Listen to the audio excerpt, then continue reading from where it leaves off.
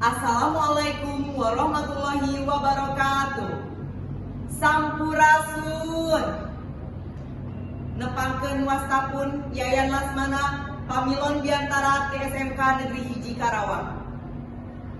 Assalamualaikum warahmatullahi wabarakatuh. Sampurasun. Puji kagungan Gusti anu Maha Suci Allah Rabbul Wijati.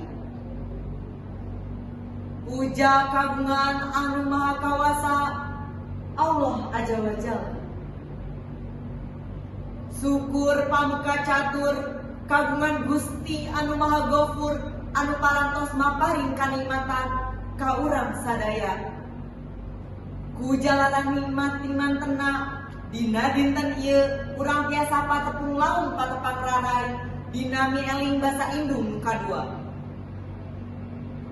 Sholawat sinarang salam sumangga urang sanggakeun ka junjunan alam Nabi panutan urang Muhammad sallallahu alaihi wasallam.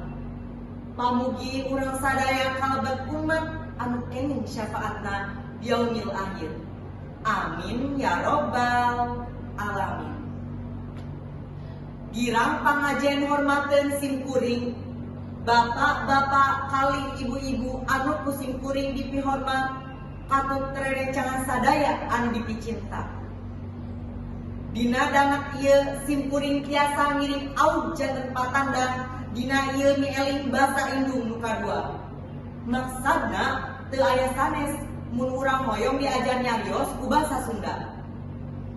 Dina ieu kasempetan simkuring baris medar tema budaya sebagai jati diri bangsa anu dijudulan pentingna basa pikeun hirup kumbuh di masyarakat. Basanya eta mangrupa alat komunikasi pikeun ngedalkeun eusi pikiran. Dina kahirupan sapopoe basa digunakeun pikeun alat komunikasi jeung informasi. Tanpa basa jalma moal bisa ngedalkeun rasa, pikiran, emosi, jeung kahayang. Ku basa oge urang bisa ngayakinkeun batur. Rupa-rupa basa nu aya nyaeta basa nasional, basa asing, jeung basa daerah. Naon ari basa nasional, basa asing, sareng basa daerah teh? Basa nasional nyaeta basa anu meungkeut hiji bangsa anu mangrupa lambang jeung identitas negara. Basa nasional dikurang nyaeta basa Indonesia nu sok diikrarkeun Dinas Lembah Pemuda nu unina kieu. Kami putra dan putri Indonesia menjunjung bahasa persatuan bahasa Indonesia. Di Indonesia tamtu wae basa teh pikeun ngahijikeun bangsa-bangsa ngagunakeun basa Indonesia. Basa asing, basa internasional nyaeta basa anu digunakeun pikeun komunikasi sareng jalma-jalma saantero dunia. Salajengna basa daerah nyaeta basa nu digunakeun di hiji daerah. Bangsa Indonesia beunghar ku rupa-rupa basa jeung budayana.